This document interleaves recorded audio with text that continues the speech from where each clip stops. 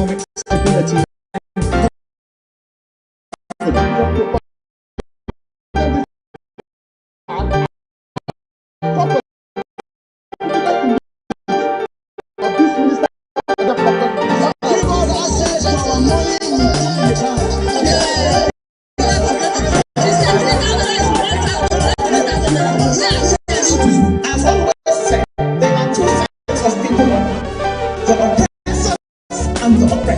and in between are the cowards and the hypocrites, which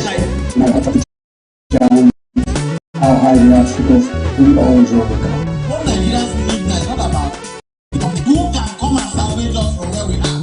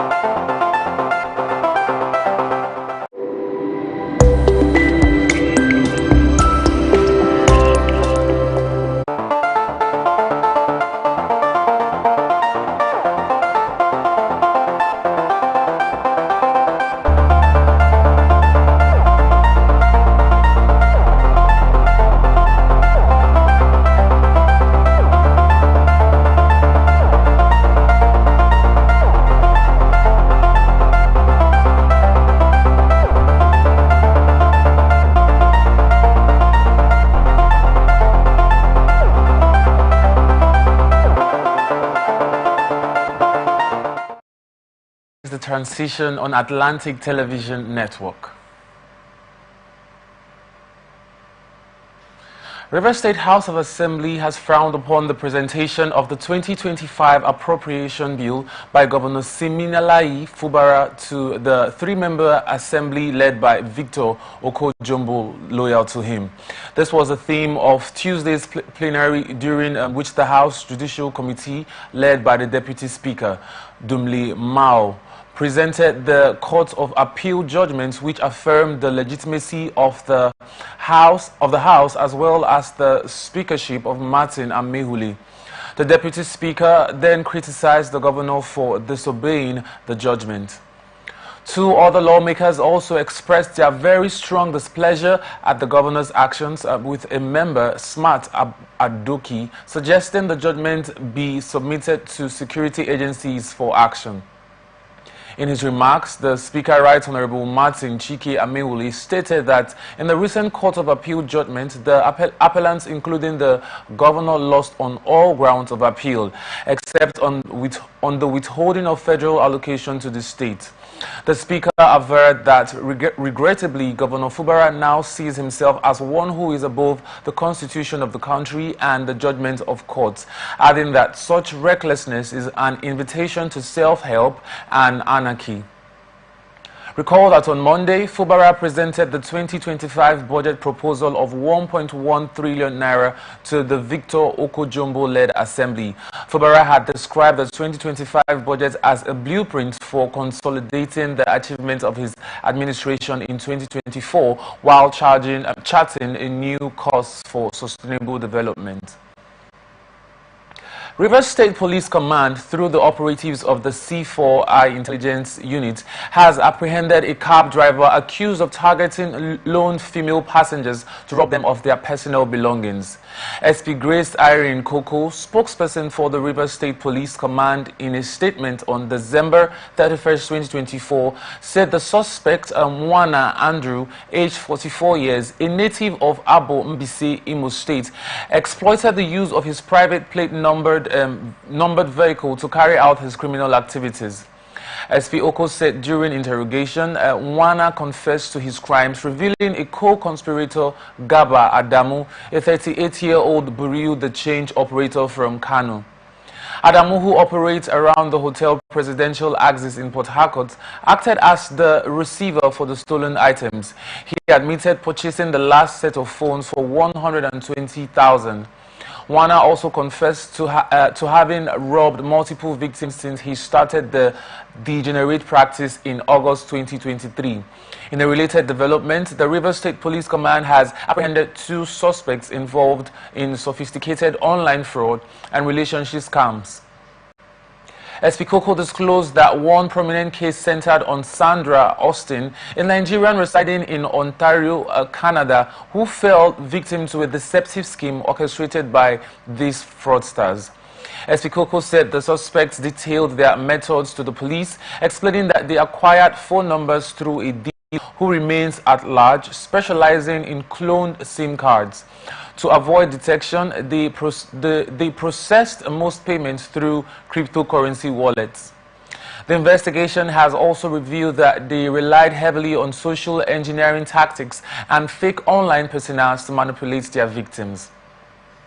Governor Umo Eno of Akwa Ibom has signed the 2025 budget of 955 billion naira into law. Speaking shortly after the ceremony in Uyo, Eno commended the State House of Assembly for the expeditious passage of the appropriation bill. He said that the thoroughness and speed in the passage of the budget exemplified the synergy between the executive and the legislature. The governor called for continued collaborations between all arms of government to ensure effective delivery of democracy dividends to Akwa Ibom people. It will be recalled that the Akwa Ibom legislature passed the budget 24th following the adoption of the report by the House Committee on Appropriation and Finance. The 2025 appropriation bill, christened a budget of consolidation and expansion, has a recurrent expenditure of 3 billion and a capital expenditure of 655 billion. Edo State Governor Monday Okpebolo has appointed Chief Daniel Osikeme Obi, the current South-South Zonal Chairman of the People's Democratic Party, PDP, as Chairman Governing Council of Ambrose Ali University, AAU. ATM reports that Obi's appointment as the chairman of the governing council of the state-owned university was contained in a statement made available to newsmen in Benin City by the secretary to the state government, Umar Musa Ikilo. Obi was named chairman of the 7-man board of the university. Other members of the board are Martins Osakwe, Mekaru Yai, Lukman Mohammed, Professor Idialu Jeremiah Waifo, Professor Eric Kelly Inanemo Omogbai, and Professor Omori Iponwose Osahon. Ikilo said the appointment of the governing council takes immediate effect from December 31st, 2024. Obe is an ally of Nyesom Wike, the Minister of the Federal Capital Territory, FCT, and a former governor of Rivers State. Obi is also the leader of the legacy group of the PDP in Edo State. Governor Francis Winfrey of Ebonyi State has declined appeals from political stakeholders to recall his suspended commissioners. The governor declined the appeal during a visit by some stakeholders to him on Monday as part of their Christmas homage. ATM recalls that 2 commissioners, Water Resources, Magnus Nka, and Health, were recently suspended by the governor for gross misconduct. The people of Ohanivo, comprising Ohauzora, Onitsha, and Ivo Federal Constituency, during a Christmas homage to the governor in his home, appealed to him to magnanimously recall from the constituency. Governor Winfrey, refusing the appeal, insisted that public offices are not run on sentiment. He explained that a similar appeal had been made earlier by both his kids and kins and other stakeholders from his clan on behalf of the Commissioner for Health, who is incidentally the governor's cousin, to no avail. The governor maintained that it is his prerogative to determine when to lift the suspensions, insisting that their appointments were given based on his personal assessment of them, not by recommendation from anyone. Benue State Governor Reverend Hyacinth Aliyah has signed the 2025 budget of Human Capital Development, Food Security and the Digital Economy, estimated at 55 trillion 11 billion 298 million 893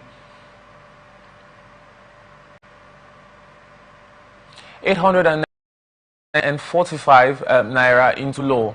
Recall that the Benue State House of Assembly had earlier on Monday, December 30th, 2024, passed the 2025 appropriation bill into law during a plenary session presided over by the Speaker, Honorable Hyacinth Anduna Dajo. Governor Aliyah performed the ceremony on Monday at the Benue State Government House, Makodi. He described the event as a pivotal movement in to ensure a brighter, more prosperous future for the state. This was contained in a statement on Tuesday by the Chief Press Secretary to the Governor, Teso Kola. He said the budget provides the framework for expanding access to quality education, improving healthcare services, and fostering lifelong learning. Governor Aliyah added that his government is committed to equipping every citizen, both young and old, with the knowledge, skills, and resources necessary to thrive in a fast-evolving world. On the digital economy, the governor described it as the future, saying he is committed to leading that charge. He added that the budget addresses the growing challenges of malnutrition, obesity, and diet-related diseases, emphasizing that the policy is committed to ensuring that Benue citizens, especially children, have access to nutritious, affordable, and safe food. At least belonging to the Islamic State West Africa province has been killed in an explosion.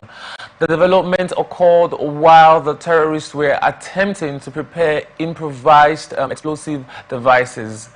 Zagazola Makama, a Lake Chad Basin counter-terrorism and insurgency expert, who made this known in a post on his X handle on Tuesday.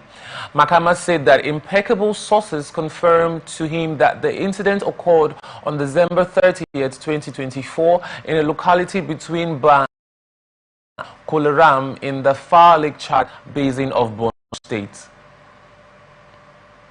Federal Capital Territory Minister Nyesom Wike has assured residents whose properties may be affected by ongoing road expansion projects in Abuja of fair compensation and transparent procedures. This announcement came on Monday during his inspection of the judges' quarters in Kantampe District and access roads, including the Shehu Expressway and Ring Road 1 interchange. Speaking to journalists, Wike emphasized the government's commitment to following due process while executing infrastructural projects in the nation's capital. He reassured the public that affected residents would not be left to bear the cost alone. What to say is the compensation in terms of building road. Houses are affected.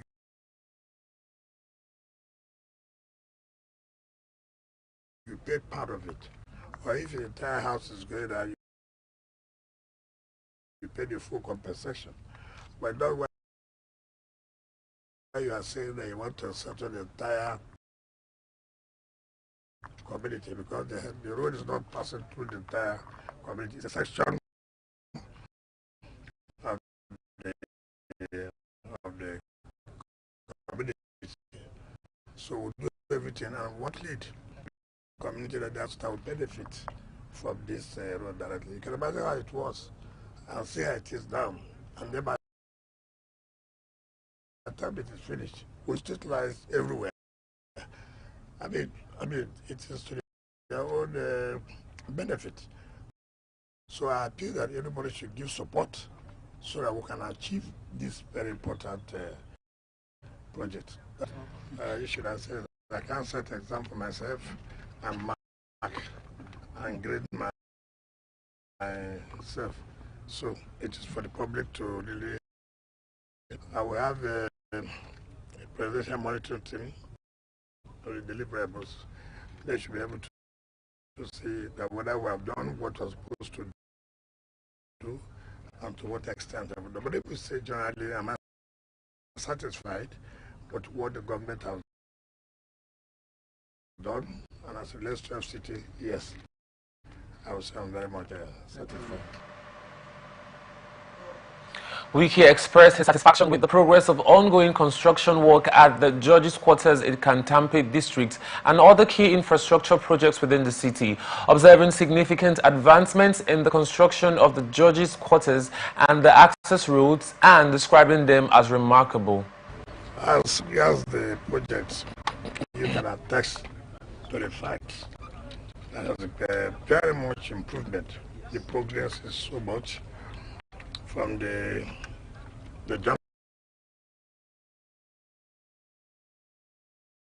junction there. I'm very much impressed, and you can see the roads surrounding the justices' quarters is something else. And then again, you look at the level of work that they carried out in the judges and justices' quarters is amazing. And look at this place. When the last time came, you know, we couldn't get to this point. And the company was able to finish this culvert, major culvert. I think we're happy. We believe that they promised, by the grace of God, by May, they would have handed over these projects. You can see the level of development within this act. Of course, you know the value of land and the property, what it will be. And that is the essence of the Youth Hope agenda. I mean, those who are living here never believe that they can see this level of development. For me, I'm very, very much impressed. I'm impressed with the company, and I want to thank Mr. President for the opportunity given for us to contribute, as far as government is concerned, to give Nigeria back that hope which had been lost. Alarming array of weapons have been recovered from one Obinna Wigwe, a 33-year-old man at the Najob Guest House in Buari Area Council of Abuja. The Federal Capital Territory Police said the discovery followed a reported gunfire incident in the area on December 26, 2024. The spokesperson Sfin Ade said in a statement on Tuesday, at the scene, operatives of the command discovered 29-year-old Andrew Philemon bleeding from critical injuries after being shot by 33-year-old Obinna Wigwe. According to the statement, Wigwe claimed that the shooting was an act of self-defense following a heated argument between him and Andrew. Josephine added that a thorough search for Wigwe's residence yielding an alarming array of weapons, including 5 Vane guns, 1 English-made single barrel, an AK-47 magazine containing 29 rounds of 7.62 live ammunition, 4 live cartridges, 17 expanding cartridges, a bow with arrows, various knives, a sword stick, and a toy gun, amongst others.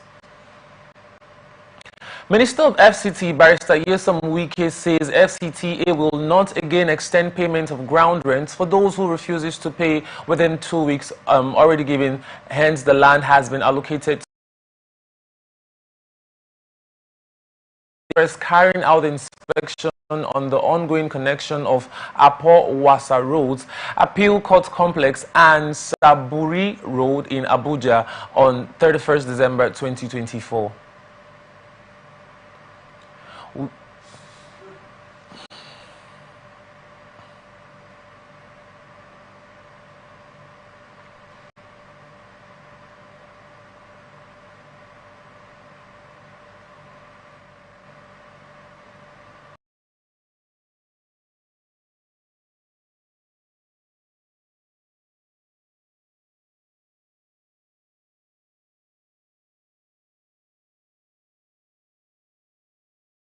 as far as I'm concerned, this is what I done before we came on board, and what the land department and the agency was to generate from the system. First of all, if you have paid, it means that you would have collected your CFO. RO4 is like an allocation of land where you go and pay for your CFO. So when you don't have the CFO, it means that you have not paid. So I don't want to join issues with speaker or whatever, but the point is that if there are people who have paid, like some people say they have paid, and they have attached the receipt to show that they have paid. In such cases, yes, there'll be remedy. As to whether there will be another grace, I don't think we will do that. You know, like I've always said, Nigerians don't like to comply.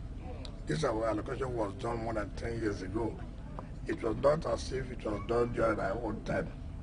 And you know, Abuja does not have anything other than property to tax for us to have development. So we have been able to do justice by making sure that people are going to abide and comply. Our interest is not to have the lands back. Our interest is for them to pay so we can use the fund for the development of their city. Now we are talking about roads. How will you get the roads done without people complying and paying?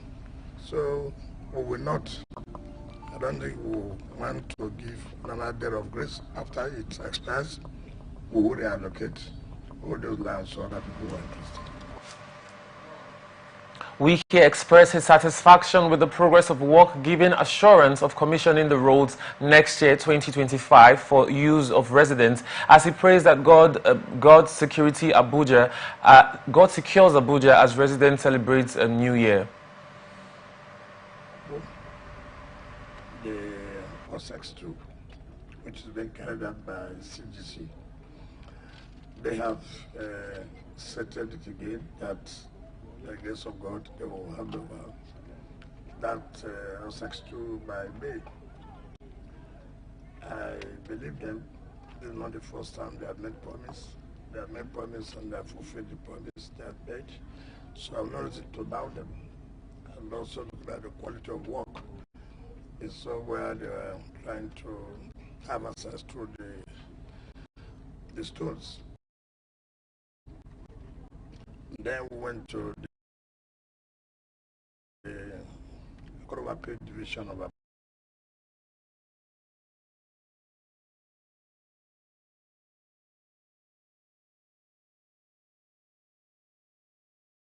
Abuja. And the contractor has stated that by September 2025, by the grace of God, they will still hand over. Here we are in Saburi. You recollect that the contractors promised that by December they will hand over these projects. To the glory of God, we wrap up and you've seen that the project has been completed. So the one in Abaji, which is also done by Krebok, and then the other two done by Cetraco and Gilmore. From the report I have, is remaining only one that was almost 95%. The other ones have been completed. So we believe by the grace of God, after the altitude, that we'll be able to commission this project to come this January. Okay. Well, we thank God Almighty for 2024, and we believe that it will be a better year for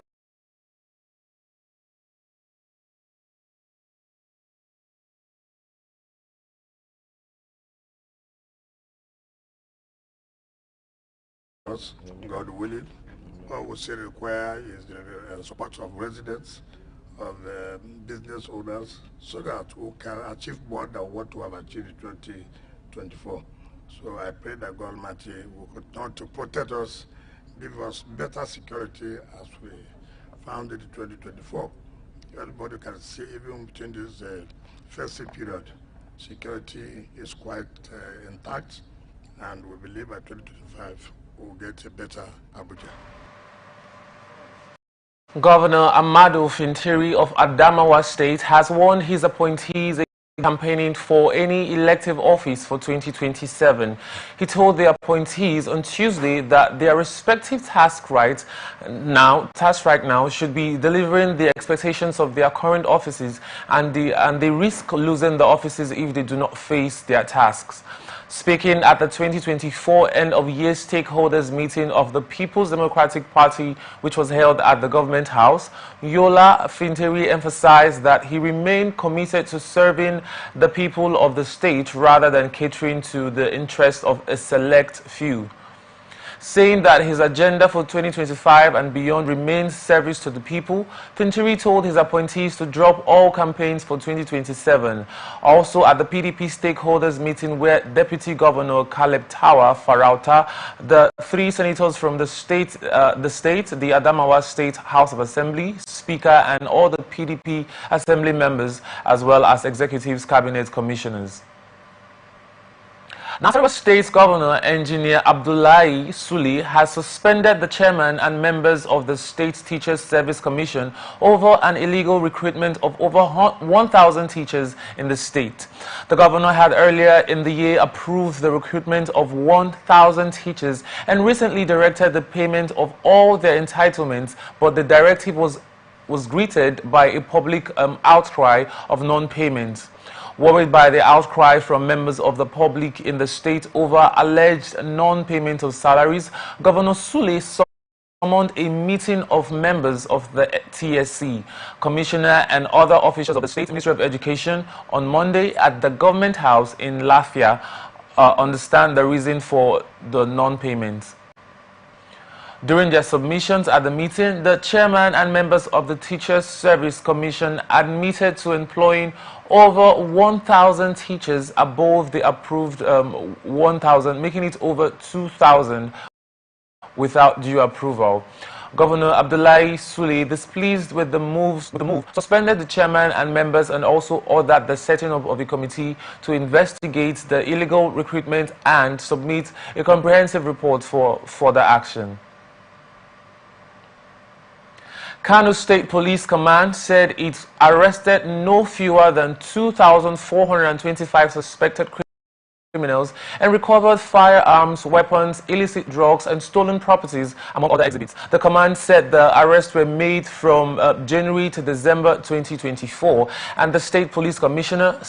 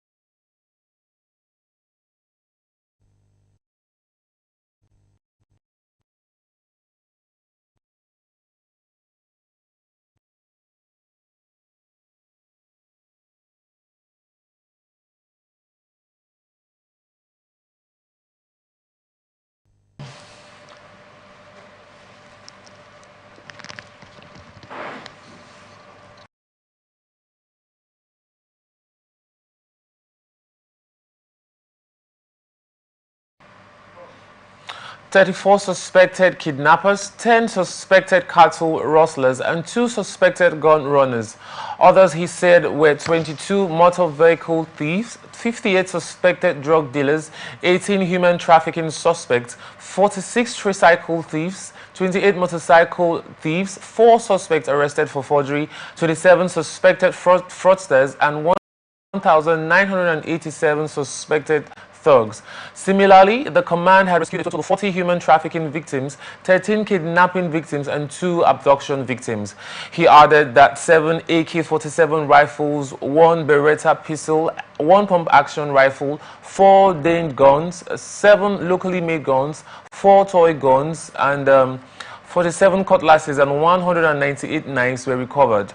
Other recoveries were 12 motor vehicles, 44 motorcycles, 15 tricycles, and fake currencies amounting to 129 billion naira, among others. You're watching The Transition on Atlantic Television Network. We return after this break.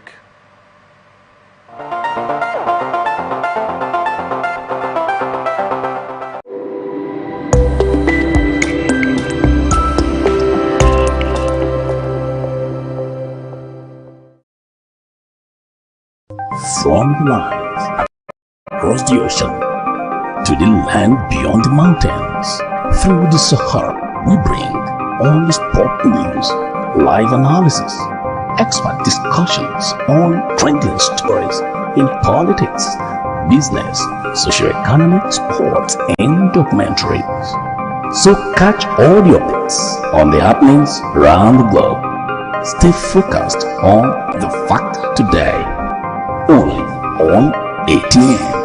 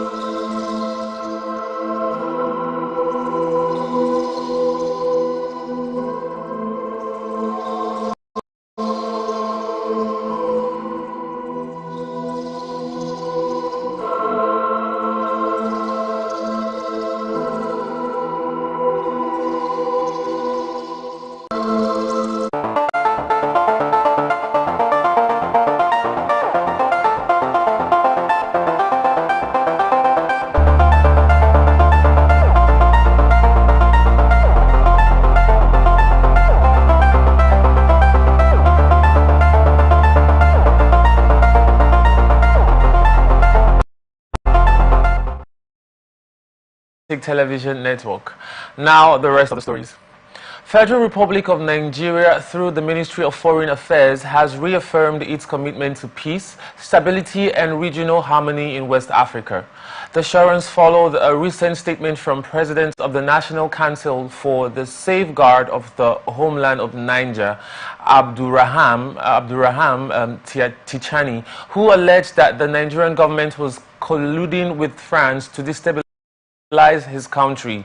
ATN recalls that Tichani, in a viral video, alleged that France was financially supporting Nigerian authorities to establish a military base in Borno State, which he claimed would destabilize Niger Republic.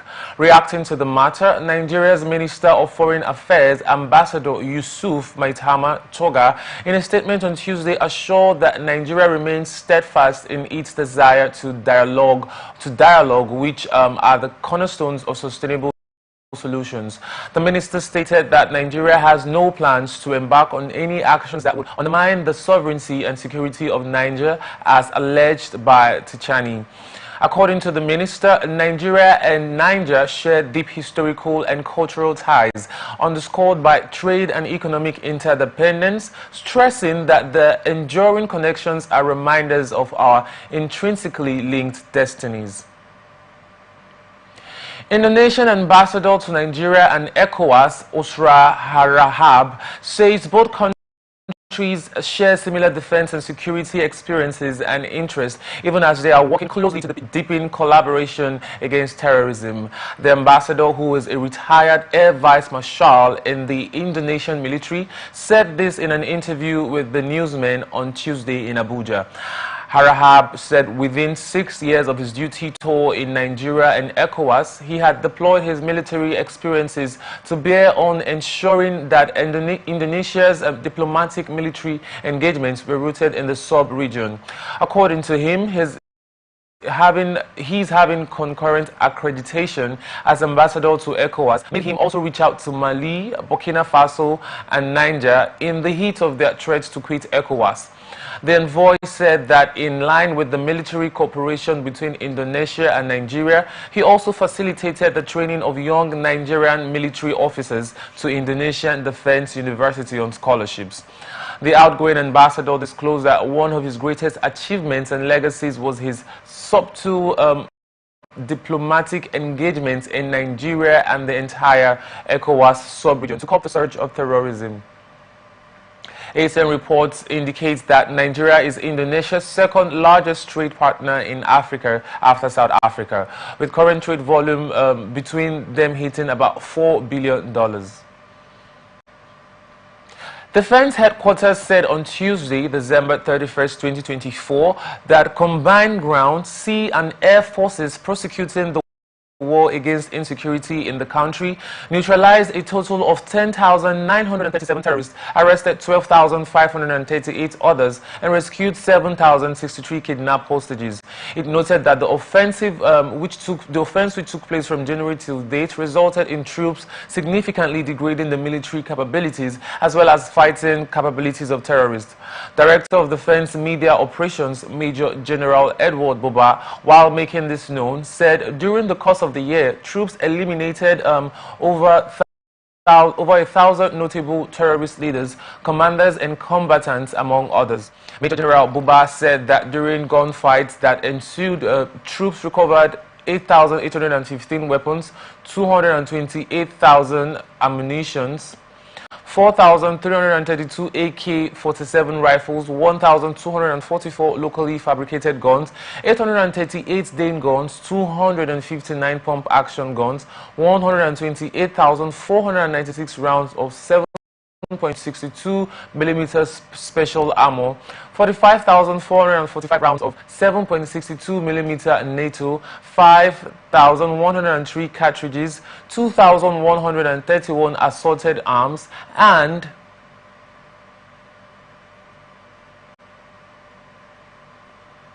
29,176 assorted ammunition.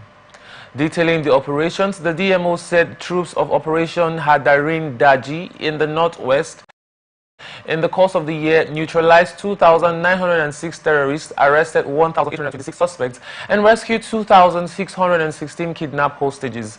Troops' activities instigated rival clash among the terrorist groups, leading to the death of several terrorist commanders in battle for supremacy of rival groups. Federal High Court in Abuja has okayed the Economic and Financial Crimes Commission application to freeze 24 bank accounts domiciled in different banks over allegations bordering on terrorism financing. Justice Emeka Nwite, who granted the application after EFCC's lawyer Martha Babatunde moved an ex parte motion to the effect, gave the commission the go-ahead to freeze the accounts for 90 days pending the conclusion of investigations. ATN reports that the motion ex parte was filed by Ekele Iheanacho, SAN. Iheanacho sought an order freezing the bank accounts stated in the schedule, which accounts are owned by Lawrence Loki Eromosele, who is currently being investigated in a case involving kidnapping pending the conclusion of the investigation. He said the bank accounts in respect of which the reliefs were sought are subject to matters of investigation by the EFCC about money laundering and terrorism financing. The senior lawyer said preliminary investigations conducted thus far revealed that the bank accounts are linked to persons who take advantage of the virtual cryptocurrency exchange platforms to illegally manipulate the value of naira and laundering proceeds of unlawful activities.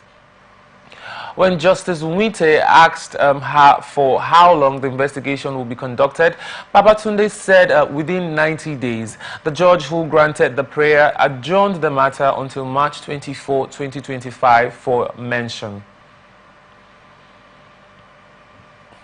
Joint Admissions and Matriculation Board has revealed that it will officially commence the registration for the 2025 Unified Tertiary Matriculation Examination in January. While the specific date for opening the registration portal remains unspecified, prospective candidates are urged to prepare in advance for what is promised to be a smoother and more efficient registration process. In a detailed announcement issued via its Monday bulletin, the board outlined the comprehensive steps taken to ensure that the upcoming examination is free from the glitches that impacted some parts of the 2024 UTME experience. It emphasized that prospective candidates will be subject to the full range of preparations made to guarantee a seamless registration process.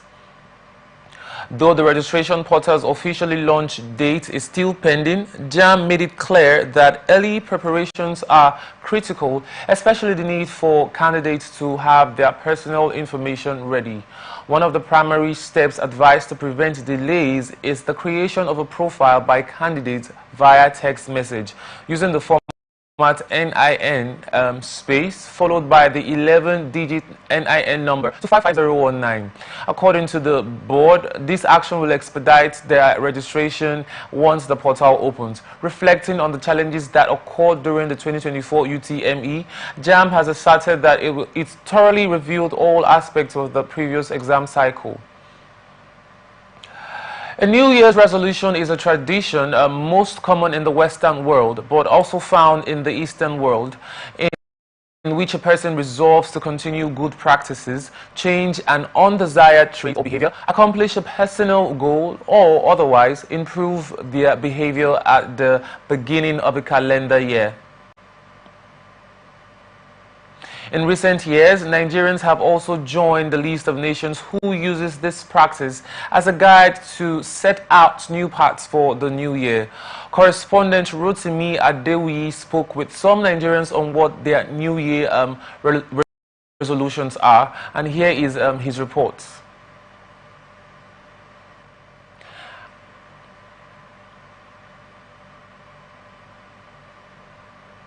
The practice or desire of having a New Year resolutions is traceable to the Babylonians, and later it was adopted by the early Christians, who during their watch night activities prayed their ways into the new year. A New Year resolution can also be to do with little changes, for example, save more money, eat healthier, exercise more, lose weight, spend more time with the family, friends, and loved ones, quit smoking, among others. Some Nigerians who spoke with Atlantic Global News said they are willing to effect simple changes like committing to regular fellowship with God, living a more better life, and strive to do things they could not do in the previous year. Well, resolution is always there in every man's life. It's an individual stuff, but I believe so far, by the special grace of God, taking us to the next resolution for next year, we pray for better than this year. Things that have happened before, we pray the ones that are not good for us, they should not come up again, and we pray that we should work out fine for every good citizen of this country, so that we move ahead and our nation should be greater. And despite things are so difficult, but we give God the glory. We are better than those that have gone. Some also believe that writing a New Year resolution is not late, saying the most important is to focus, make it specific and memorable, choose something relevant, and write them down. And also, some also believe that writing a New Year resolution is not late, saying the most important is to focus, make it specific and memorable, choose something relevant, and write them down, and also consider a theme for it. I want to thank God for the year 2024, which is coming to a wrap, and I'm looking forward to a better, bigger, and brighter 2025. Those things that we're not able to achieve in the year 2024, we wish and pray and hope that we'll achieve them in the coming year 2025. With me and my family is to embrace Christ, because at this very point in time, what is happening in the world is for someone to go closer to God, so that things will work well with Him. Is the reason why we are still alive on this earth. So my resolution New Year is to draw more closer to Him, so that things will work for me. Rotimi Adewuyi, ATN News, Abuja.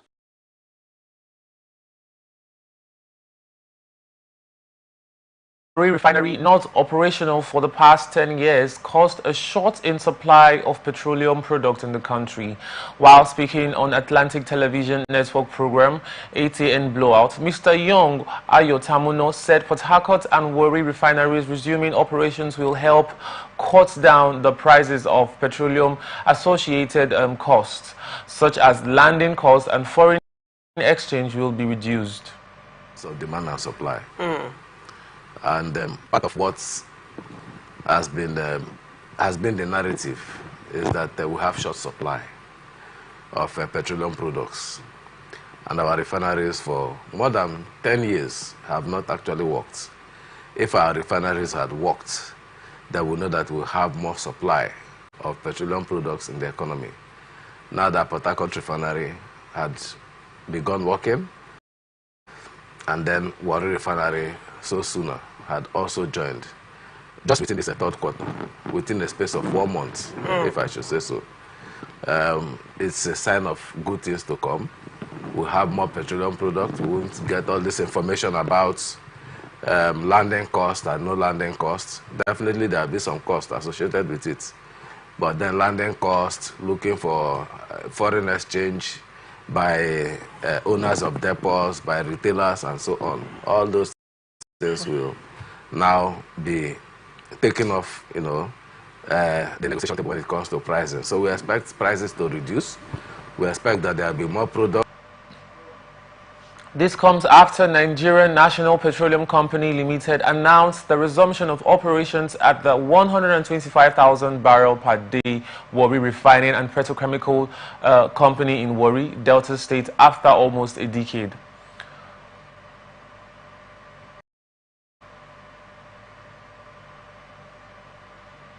Chelsea summer signing Aaron Anselmino will start training with the club from next week. According to football transfer expert Fabrizio Romano, Anselmino will travel to London on Friday and he will start training with Enzo Maresa side at Cobham in the new year. Anselmino will be part of the Blues squad for the second half of the season, as no decision has been made yet on new loan for him. The 19-year-old had signed a 7-year contract at Stamford Bridge last summer transfer window. He spent the past couple of months on loan at Boca Juniors to continue his development in his native Argentina. Anselmino signed his first professional contract with Boca Juniors on 10th June 2023.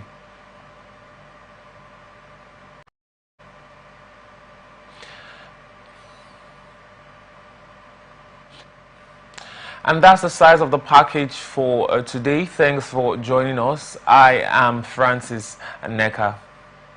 You can follow us on all our social media platforms: Twitter at AtlanticTV.net, Facebook and YouTube at Atlantic Television Network, Instagram at Atlantic TV Network. Remember, peace and unity are the pathways to progress.